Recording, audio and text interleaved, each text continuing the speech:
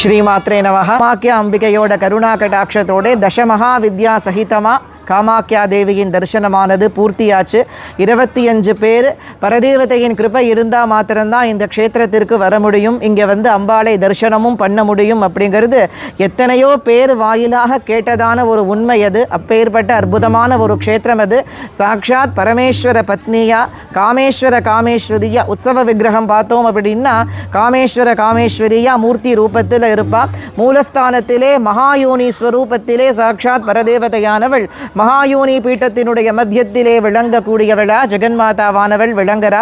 அப்பேற்பட்டதான ஒரு மூர்த்தி. இந்த பரதேவதைக்கு வந்து பார்த்தோம் அப்படின்னா 6 முகமும் 12 கையும் உண்டு. காமாக்கியாங்கிறது ஒரு மகாவித்யான்னு சொன்னால் கூட தந்திரசாஸ்திரங்களில் காளிகா புராணத்திலே காமாக்கியா தந்திரத்திலே எல்லாம் 6 மகாவித்யைகளுடைய சமஷ்டியாக தான் தேவியின் ஸ்வரூபத்தை சொல்லியிருக்கா. 6 மகாவித்யைகளுடைய ஐக்கிய ஸ்வரூபத்தோட சாட்சாத் பகவதியான காமாக்கியா பிரகாசிக்கிறா அப்படின்னு தேவியோட ஸ்வரூபத்தை சொல்லியிருக்கா.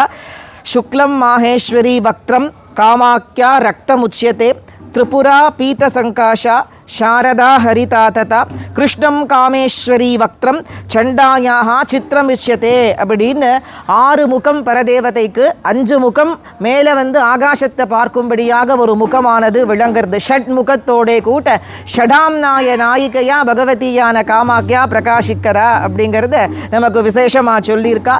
சுக்லம் மாஹேஸ்வரி வக்திரம் அப்படின்னாக்க மாஹேஸ்வரி வக்திரமானது வெளுப்பான வர்ணத்தோடே விளங்குறது. காமாக்கியாவின் வக்திரமானது சிகப்பு வர்ணத்தோட விளங்குறது. திரிபுரையின் வக்திரமானது வக்திரம் அப்படின்னா முகம். மகேஸ்வரியின் முகமானது வெளுப்பு வர்ணத்தோடையும், காமேஸ்வரியின் வர்ண முகமானது பார்த்தோம் அப்படின்னா கருப்பு வர்ணத்தோடையும், காமாக்கியாவின் முகமானது சிகப்பு வர்ணத்தோடையும், திரிபுராவின் முகமானது மஞ்சள் வர்ணத்தோடையும், சாரதாவின் முகமானது பச்சை வர்ணத்தோடையும், ஆகாசத்தை நோக்கி விளங்கக்கூடிய சண்டா அப்படிங்கிற பகவதியினுடைய முகமானது விசித்திரமான பல்வேறு வர்ணங்களை சேர்ந்ததாக 6 முகமானது பரதேவதைக்கு. இந்த 6 முகத்தோடையும் 12 கரங்களோடையும் பரமேஸ்வரியானவள் ஸ்ரீசக்கரத்தினுடையதான 6 ஆம்நாயங்களுக்கும் ஈஸ்வரியா ஷடாம்நாய நாயிகாவா இருக்கா அப்படிங்கிறத விசேஷமாக சொல்லுவா. அப்பேற்பட்ட மூர்த்தி இவள். எல்லா மூர்த்தங்களுக்கும் மேலான மூர்த்தி. ஏன்னா வருஷம் எந்த க்ஷேத்திரத்திலையும் இல்லாத அதிசயமாக இந்த க்ஷேத்திரத்திலே தான் 3 நாளைக்கு ஜெகன்மாதா தானே தூரமாகக்கூடிய அதிசயமானது இங்கே மாத்திரம்தான் நடக்கிறது. ஆற்றுல இல்லாத போகிறதுன்னு சொல்லுவா இல்லையா. பகவதி ரஜஸ்வலையாக வருஷம் மாசம் நடந்ததுங்கிறது தேவி பாகவதம். பூலோகே க்ஷேத்திரரத்னம் அப்படின்னு புவனேஸ்வரி திரிபுர பைரவியின் ஸ்தானமாக இந்த காமாக்கியாவானது விளங்குறது. இந்த காமாக்கியா க்ஷேத்திரத்திலே விளங்கக்கூடிய மகாதேவியானவள் மாசம் ரஜஸ்வலையாரா. அப்பேற்பட்ட க்ஷேத்திரம்னு சாக்ஷாத் புவனேஸ்வரி தேவி பாகவதத்திலே சொல்றா. அப்பேற்பட்ட க்ஷேத்திரம். ஆனால் கலிதோஷத்தினாலே மாசம் இல்லாத வருஷம் ஆடி மாதத்திலே அம்புவாச்சி ஃபெஸ்டிவலிலே அம்புவாச்சி திருவிழாவின் பொழுது பகவதி 3 நாளைக்கு இன்னிக்கும் ரஜஸ்வலையாக கூடிய அற்புதமானது நடக்கிறது. அப்படின்னா இந்த க்ஷேத்திரத்திலே பகவதியின் சாநித்தியமானது எப்படி விளங்குறதுங்கிறத எல்லோருமே உணர முடியும். அப்பேற்பட்டதான ஒரு க்ஷேத்திரம். இங்கே வந்தவா அத்தனை பேருமே உள்ளுக்குள்ளே அம்பாளை தரிசனம் பண்ணும் பொழுது பார்த்தேன்னா நான் சொல்லியிருந்தேன், உள்ளே போனேன்னா உங்களுக்கு ஒன்றும் தெரியாது, எல்லாம் மறந்து போயிடும். நம்ம மனசில் ஒன்று நினச்சிட்டு உள்ளே போவோம், ஆனால் அந்த கர்ப்பகிரகத்துக்குள்ளே போன மாத்திரத்திலே அத்தனையும் மறந்து போயிடும். அதே மாதிரி யார் மனசிலையும் அம்பாளை தவிர வேறு சிந்தனையே இல்லை. எல்லோருடைய மனசிலேயும் காமாக்கியாவை தரிசனம் பண்ணணும், காமாக்கியான்னு அந்த காமாக்கியா ஜபம் மாத்திரம்தான், அவள் ஸ்வரூபம்தான் ஓடின்னு இருந்ததை தவிர எந்த பிரார்த்தனைகளோ எதுவுமே ஒருத்தருடைய மனசிலேயும் இல்லை. அந்த பகவதியின் சைத்தன்யம் சம்பூர்ணமாக நிரம்பி விளங்கக்கூடியதான பீட்டமான காரணத்தினாலே இதற்கு சமானமானது வேற ஒன்றுமே இல்லை. பகவதியின் மகாயோனியானது இந்த பர்வதத்தின் மேல் விழுந்த காரணத்தினால் நீலாச்சல பர்வதம் அப்படின்னு இந்த க்ஷேத்திரத்திற்கு பெயர். சாக்ஷாத் பகவதி பராசக்தி திரிபுர சுந்தரியான ஜெகன்மாதா அத்தனை மகாவித்யா பேதங்களாகவும் பிரகாசிக்கக்கூடிய ஒரே க்ஷேத்திரம் காமரூபம் தான். நீங்கள் வேற இந்த பாரத வருஷத்தில் எந்த கோவிலுக்கு நீங்கள் போனாலும் இத்தனை மகாவித்யைகளும் ஒரே கோவிலில் இருக்க இருக்கிறத சுற்றி சுற்றி பக்கத்தில் இருக்கிறத எங்கேயும் பார்க்க முடியாது.